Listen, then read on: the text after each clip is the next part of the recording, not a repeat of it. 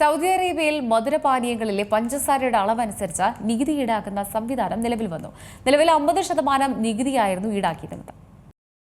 ഇന്നലെ മുതൽ യുഎഇയിൽ മധുരമുള്ള പാനീയങ്ങൾക്കുള്ള പഞ്ചസാര നികുതി പുതുക്കി. നിലവിൽ 50% നികുതിയാണ് ഇവയ്ക്ക് ഈടാക്കിയിരുന്നത്.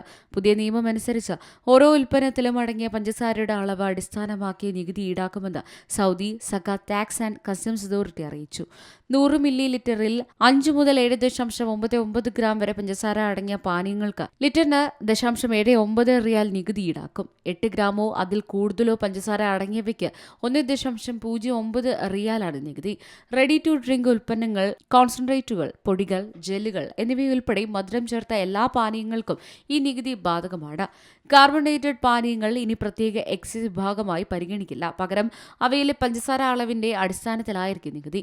എന്നാൽ എനർജി ഡ്രിങ്കുകൾക്ക് നിലവിലെ പോലെ എക്സൈസ് വിലയുടെ 100% നികുതി തുടരും. പുതിയ നികുതി സംവിധാനം നടപ്പാക്കുന്നതിന്റെ ഭാഗമായി ഡിജിറ്റൽ പ്ലാറ്റ്ഫോമിൽ മധുരപാനീയങ്ങൾ രജിസ്റ്റർ ചെയ്യാനുള്ള പുതിയ സേവനവും ആരംഭിച്ചിട്ടുണ്ട്.